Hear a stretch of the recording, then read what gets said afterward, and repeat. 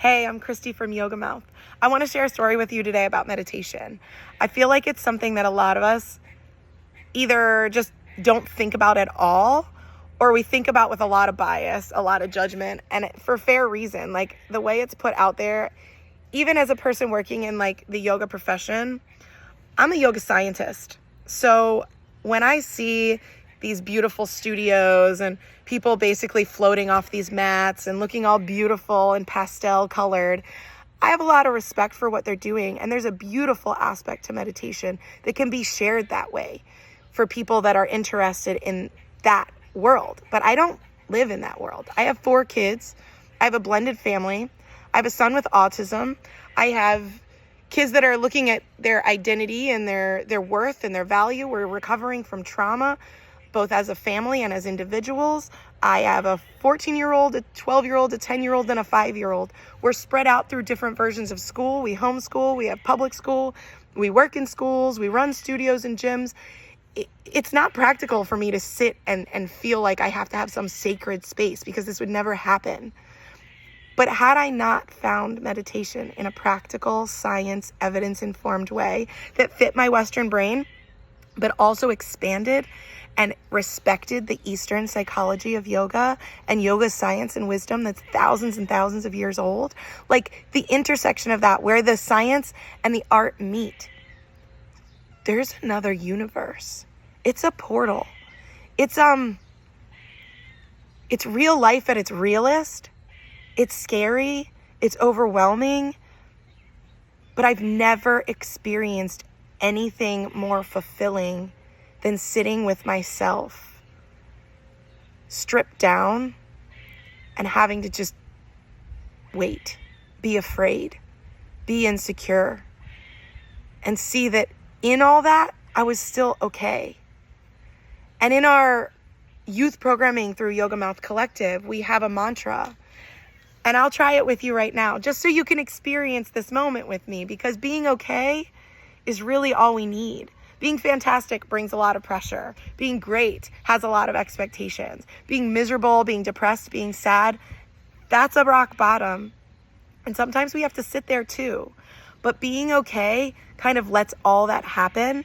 And there's no pressure to make it go away, to get better, to be greater, to be worse, all of those things. So flip your palms, and because you can't see my lap, I'm going to leave my hands up on the table. But this is how it works. We say, I am okay. Say it with me. I am okay.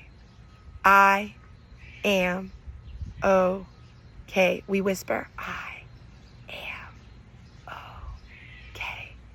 I am okay. Now it's silent.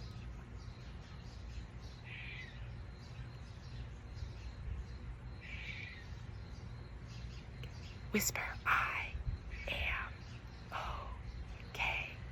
I am okay. I am okay. I am okay. Big breath. Just make some sound. And in that brief moment, maybe you notice that your mind and your body were just present together, just for a second. It doesn't have to be more than a second in the beginning. But just that alone, there's some science behind that. As you're touching, you're stimulating your brain to focus. There's a lot of exercises that do this. This isn't my practice. I didn't invent this. I just adapted it to fit my world and my community that's fast-paced, under-resourced in many places, highly traumatized in many places.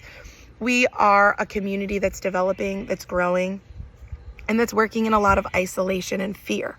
So I'm not expecting anybody to just buy in, to trust me, to feel like I have any answers, because I don't.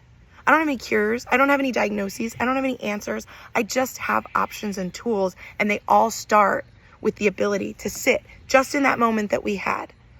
That tool is the beginning of what you can do to start meditation.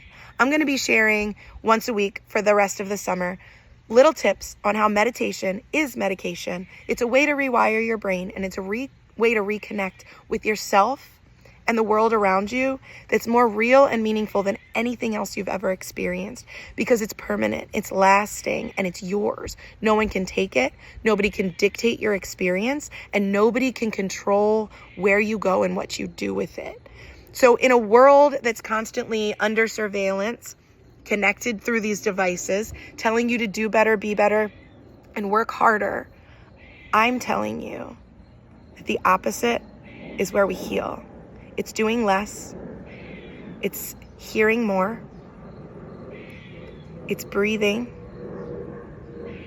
And it's just realizing that we are okay. Even in the chaos, you're breathing, you're living, and it's another moment to move forward. So hang in there. Practice I am okay for this week. And next Monday, I'll see you again, and we'll go further.